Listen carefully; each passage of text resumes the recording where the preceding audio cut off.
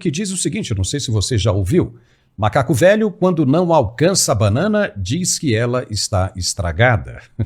É um ditado popular bem interessante e que cabe também muito bem na análise do que foi a manifestação deste domingo na orla de Copacabana, no Rio.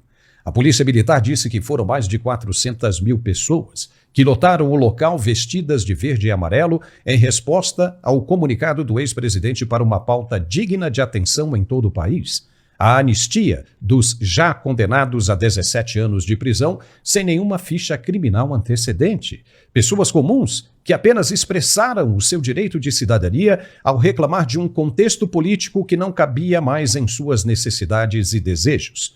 Uma manifestação popular, apenas isso, que terminou com atos de vandalismo, como muitos outros que já aconteceram no mesmo local e que não acabaram do mesmo jeito para os delinquentes. Senhoras, donas de casa, que foram naquele domingo na Praça dos Três Poderes e que muitas delas tentaram evitar que a quebradeira acontecesse, terminaram com uma condenação de 17 anos de prisão. Uma apenas por escrever na estátua da Justiça com um batom que carregava na bolsa. Essa mulher nunca teve nenhuma passagem pela polícia e é mãe de 2 filhos menores que se tornaram órfãos de mãe viva, apenas por uma consequência derivada de um ódio e necessidade de punir e deter uma força política muito maior que preza pelo bem do povo que a escolheu. Ou seja, por causa da sandice de prender e destruir o bolsonarismo, atropelam direitos humanos e ignoram o sofrimento de quem não tem absolutamente nada a ver com isso. Tudo para que não haja a perda do poder que acreditaram estar com eles para sempre. Não está? E eles verão isso em breve. E não vai adiantar parar o bonde da punição no meio do caminho, depois que ele começar a andar. Não vai adiantar. Ele vai passar por cima de todos esses que agora se mostram impiedosos. É vergonhoso ver que a memória é curta demais quando os interesses convêm às ambições dos ímpios. Em agosto de 1979, só para a gente lembrar um pouco, houve uma manifestação semelhante pedindo pela anistia. E adivinha quem estava lá, na linha de frente? Ele mesmo, como visto nesta foto aqui ao lado. Como é que um anistiado agora pode ser contra a anistia de centenas de condenados inocentes que fizeram exatamente o que ele e o grupo dele fizeram lá atrás quando receberam a anistia? Lutavam por uma causa ideológica. Agora a hipocrisia mostra o caráter de cada um. Lideranças do governo, do PT, saíram criticando o movimento deste domingo em Copacabana como se não houvesse ainda nenhum condenado. Elas esqueceram das pessoas que já receberam os 17 anos de prisão. Estão cegas pelo polarismo, pela ambição, pelo medo de perder tudo para um nome que atormenta e ameaça a continuidade da corrupção, da roubalheira, da farra com os recursos públicos. Chegaram a comemorar porque viram o início da manifestação e ainda não havia o número de pessoas que mais tarde lotou o encontro no auge do evento.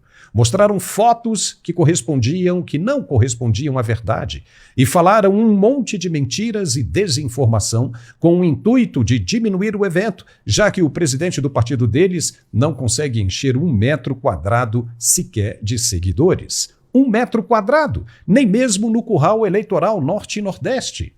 A manifestação em Copacabana foi um sucesso absoluto, estrondoso, de público e apoio a uma causa justa de interesse coletivo de uma nação inteira, cansada de tanta mentira e irregularidades. Foi o suficiente para mostrar uma realidade incontestável, a força popular que o ex-presidente tem em todo o país.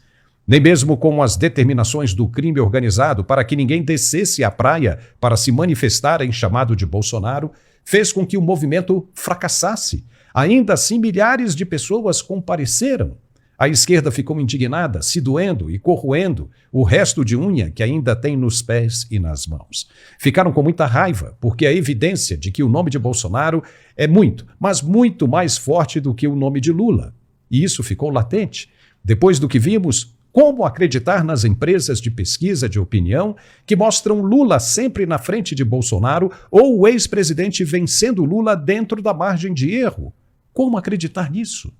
Essa manifestação em Copacabana afunda qualquer resultado de pesquisa, mostrando que elas são encomendadas e pagas.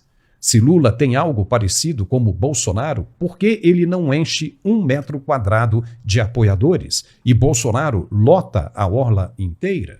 Por quê? O ex-presidente disse que vai fazer o mesmo pelos estados do Norte e Nordeste. O que ele quer com isso? Mostrar que as conversas da esquerda e do PT são narrativas enganosas e que o verdadeiro presidente do povo ganha em qualquer lugar do país de disparada. Isso é o que ficou de certeza depois do evento deste domingo. E o presidente Lula disse que precisa encontrar quem está subindo o preço dos ovos, como se ele mesmo não soubesse. Oh boy! A resposta pode ser bem simples e fácil.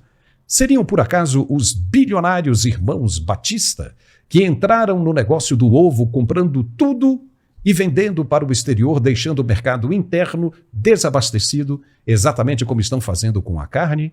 Poderia ser isso mesmo? Pois a manifestação deste domingo 16 é a certeza do fim de um ciclo, do fim da ideologia esquerdista marxista que conhecemos hoje. Os caras ficaram cegos para não identificar os próprios erros. Mas acabou. A esquerda que conhecemos hoje no Brasil não mais vai existir a partir de 2026. Isto é fato. Mas para que isso aconteça, é necessário a revisão do sistema eleitoral. Só com clareza e transparência